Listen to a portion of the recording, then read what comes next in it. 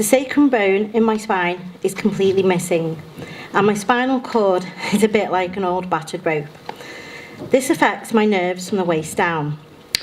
In fact, my prognosis at 3 months old was so poor that my parents were told I would be a vegetable for the rest of my life.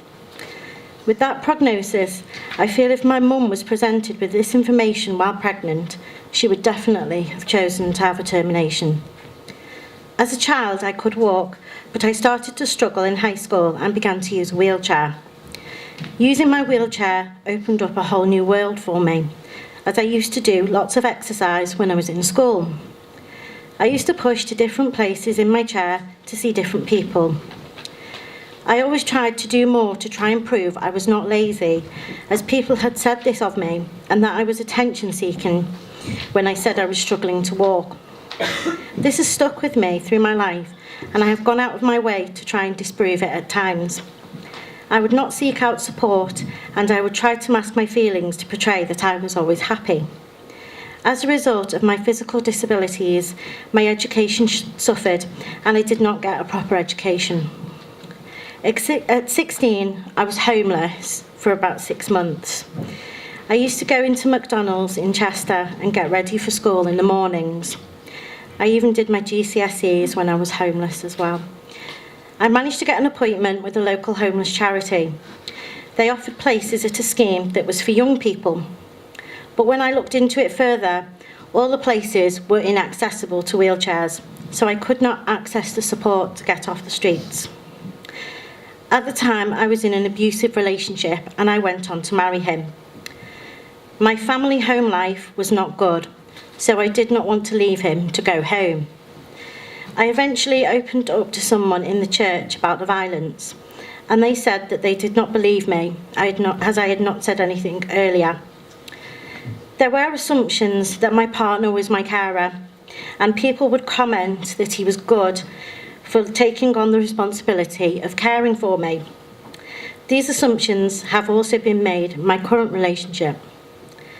My first marriage ended, thankfully, and I now have a wonderful husband.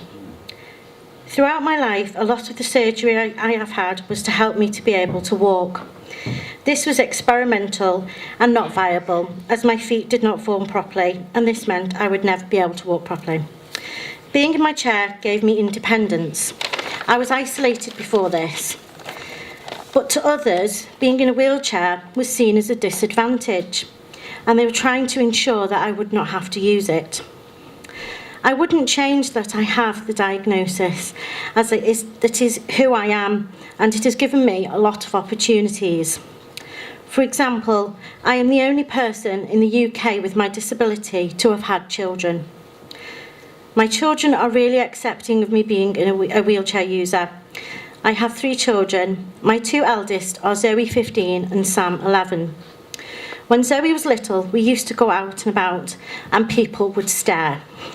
I did not notice this at first, but Zoe would always ask about it when she was older, and she stopped going out with me because she didn't like it or didn't understand it. Other people's assumptions had an impact on my children. As a result, my children are very accepting of all differences now, which makes me very proud. Once I was in the garden centre and my mum was pushing the pram. An elderly lady asked about Zoe, and my mum told her that she was her granddaughter and I was her mum. The lady almost cried, as she was so shocked that I could have had a child. I have caught people stopping and staring, and their gaze following me as I moved past. At first, I was really surprised at the reactions. I couldn't understand why people reacted the way that they did. After a while, it made me feel very upset. I became very self-conscious, and I stopped going out as much with my baby. I would only go to baby groups, and I would go straight there and back. I would only go shopping with my husband and would always get him to push her in the pram instead of me carrying her. When I had postnatal depression, I saw a counsellor. I was talking about how I was struggling to go out, and I had been using a portable high chair at the time, strapped to my front and around my chair. This allowed me to take Zoe out and about safely and securely. But people would stare. The counsellor said that she had actually seen me out and about, she said, and then she said, I looked at you and I thought, that baby should be wearing a helmet. This assumption is another example of the things that impacted upon my mental health. I've experienced a number of miscarriages, and I did not feel that there was adequate support or aftercare. I was not told details of what would occur, and this is very daunting.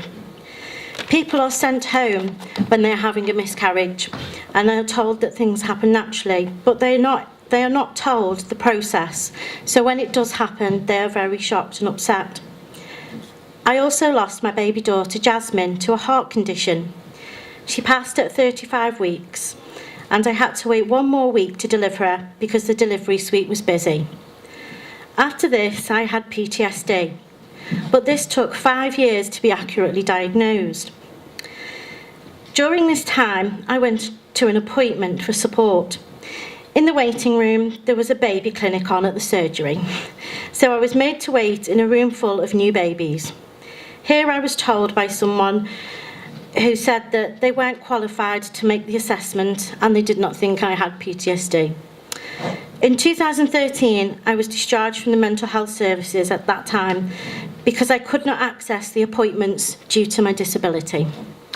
In 2015, I was sectioned under the Mental Health Act as I was suicidal. On this admission, I was diagnosed with borderline personality disorder, and then I was discharged under the care of the community mental health team. Due to being a parent and sectioned, we were automatically referred to social services. We were assigned a student social worker who actually never told anyone she was a student. The ward staff, the school, my mental health worker all had no idea that she was a student. Over the next few weeks, she tried to prove that I was an unfit mother. It was the summer holidays, so she could not speak with the children's school straight away. She only spoke with the children on 2 occasions.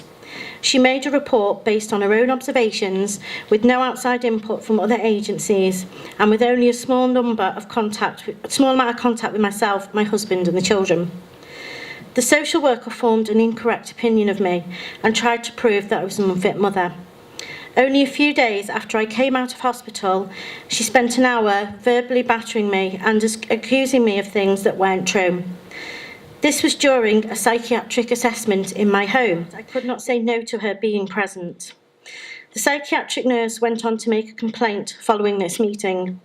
However, this complaint was dismissed as false by the manager, even though the manager was not present at the meeting. Thankfully, the student social worker left her placement and we made another complaint, which was upheld, and we received a full apology from social services. The new social worker said that the report was too harsh on me. In total, I have had 10 suicide attempts. I'm a self-harmer. During 2015 to 2017, I was sectioned a total of 6 times and had 3 voluntary admissions. I have fought for the right support for years. I knew the support that I needed and how I was feeling, but I was told it was not this. And if it wasn't for other services, such as alcohol services, I would never have had the right support. I turned to alcohol as well as I was having nightmares and flashbacks around the anniversary of my daughter's death. It took 6 years from 2012, when the initial suggestion was that I had PTSD, until actual diagnosis in 2018. I was put onto a therapy called DBT for my personality disorder, and that was for 1 year, and that really helped me. I also joined the gym at Brio through the Cheshire Change Hub. This has been a lifeline for me. It got me out of the house and I made friends from it.